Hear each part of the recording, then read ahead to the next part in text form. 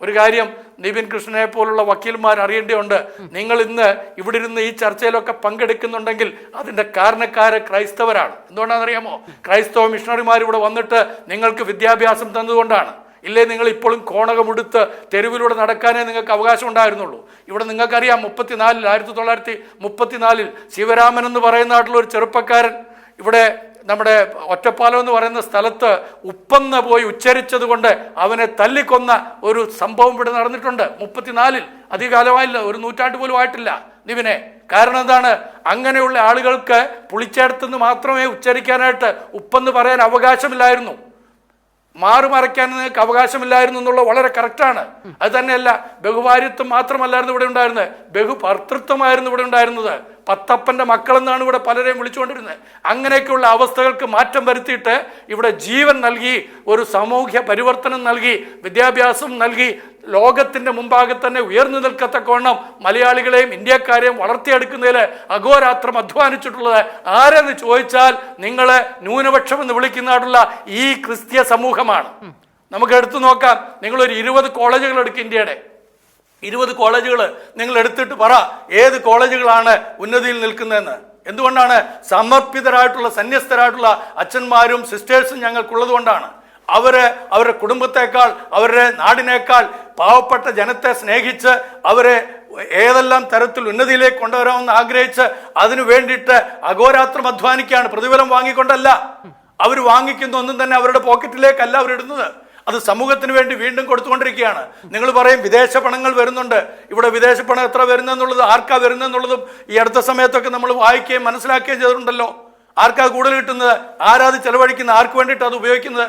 എന്നാൽ ക്രൈസ്തവർക്ക് ഏതെങ്കിലും സുമനസ്സുകൾ കൊടുക്കുന്നത് അതെല്ലാം തന്നെ സമൂഹത്തിന്റെ സമൂലമായ വികസനത്തിന് വേണ്ടി ഉപയോഗിച്ചുകൊണ്ടിരിക്കുന്നു എന്നുള്ളതും കൂടെ നിങ്ങൾ അറിയണം. അതുകൊണ്ട് സംഘപരിവാറിന്റെ തെറ്റായ ഒരു ധാരണ ഞങ്ങളുടെ ഉത്തരവാദിത്വം അല്ലെങ്കിൽ ഉദ്യോഗം എന്ന് പറയുന്നത് മതപരിവർത്തനം. ഞാൻ ചോദിക്കട്ടെ നിബിനെ, എന്താ ഈ മതപരിവർത്തനം എന്ന് നിങ്ങൾ പറയുന്നത്? ഇപ്പോൾ ആരോപിച്ചിരിക്കുന്ന 2 കുറ്റങ്ങളാണല്ലോ സിസ്റ്റേഴ്സിനെ കുറിച്ച്. ഒന്ന് മനുഷ്യക്കടത്തും, മറ്റൊന്ന് മതപരിവർത്തനവും. അതിന് രണ്ടിനെ കുറിച്ചൊന്ന് വിശദമാക്കിയിട്ട് അടുത്ത ആളിലേക്ക് പോവാം. ഒന്ന് ചിന്തിക്കുക, മതം എന്ന് പറയുന്നത് ദൈവത്തെ അന്വേഷിക്കാനുള്ള മാർഗമാണ്.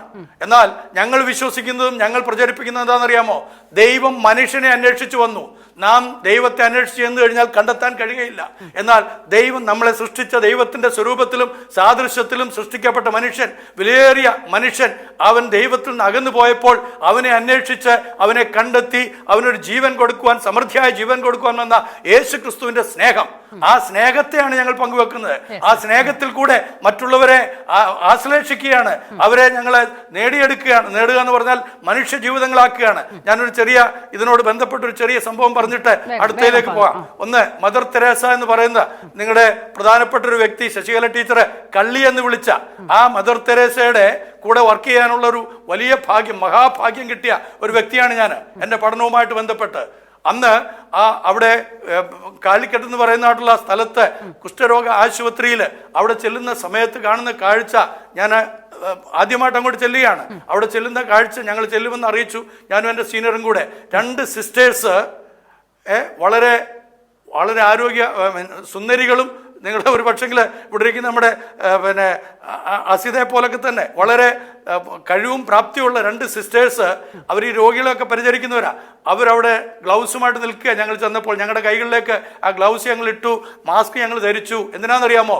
അവിടെ അന്ന് രാവിലെ റോഡിൽ നിന്ന് കിട്ടിയ ഒരു വയോവൃദ്ധനായ മനുഷ്യൻ, അദ്ദേഹം മരിച്ചിട്ട് അദ്ദേഹത്തെ കൊണ്ടുവന്നിരിക്കുകയാണ്, കുളിപ്പിക്കാൻ കൊണ്ടുപോകണം. അതാണ് ഞങ്ങളുടെ ദൗത്യം. ഞങ്ങൾ അടുത്തേക്ക് ചെല്ലുമ്പോൾ നാറ്റം കൊണ്ട് അടുക്കാൻ കഴിയുന്നില്ല. കാരണം അദ്ദേഹത്തിൻ്റെ ഈ ഊരാന്നൊക്കെ നമ്മൾ പറയത്തില്ലേ, മുതുക്, അവിടെ നിന്ന് ഈ പുഴു ഇങ്ങനെ താഴോട്ട് വീഴുകയാണ്. വെള്ളം വലിച്ചിട്ട് പുഴു ഇങ്ങനെ താഴോട്ട് വീഴുകയാണ്. എനിക്ക് അടുക്കാൻ കഴിഞ്ഞില്ല, വാസ്തവം പറയാം. ഞാൻ അന്ന് വളരെ ചെറുപ്പമാണ്, അടുക്കാൻ കഴിഞ്ഞില്ല, എൻ്റെ സീനിയറിനും കഴിഞ്ഞില്ല. ഞങ്ങൾ 2 പേരും മാറി നിന്നപ്പോൾ യാതൊരു മടിയും കൂടാതെ, ഒരു ഗ്ലൗസ് പോലും ധരിക്കാതെ, ഒരു മാസ്കും വെക്കാതെ, ഈ 2 നമുക്ക് വേണമെങ്കിൽ അവയെ മാലാഖമാരെന്ന് വിളിക്കാം, അങ്ങനെയുള്ള 2 സിസ്റ്റേഴ്സ്, ആ മാലാഖമാര് ആ വയോവൃദ്ധനായിട്ടുള്ള മനുഷ്യന്റെ ബോഡി എടുത്ത് നേരെ കുളിമുറിയിലേക്ക്, കുളിപ്പിക്കേണ്ടുന്ന സ്ഥലത്തേക്ക് ഞങ്ങൾ ഒരു 15 അടി അകലത്തിലാണ് അതിനെ അനുഗമിച്ചത്. അങ്ങനെയാണ് ഞങ്ങളുടെ സിസ്റ്റേഴ്സും ഞങ്ങളുടെ അച്ഛന്മാരും സേവനം ചെയ്യുന്നത്. നിങ്ങളത് മനസ്സിലാക്കണം. എന്തിനു വേണ്ടിയിട്ടാ? ഞങ്ങൾക്ക് ഓൾറെഡി ദൈവസ്നേഹം മനസ്സിലാക്കാൻ കഴിഞ്ഞു. ആ സ്നേഹം മറ്റുള്ളവരും കൂടെ അറിയണം. ഞങ്ങളെ ഏൽപ്പിച്ചിരിക്കുന്ന ഈ എളിയവരിൽ നിങ്ങൾ ചെയ്യുന്നൊക്കെയും എനിക്കാവുന്നു ചെയ്തതെന്ന് കർത്താവ് ഈശോ തമ്പുരാൻ പറഞ്ഞിട്ടുണ്ട്.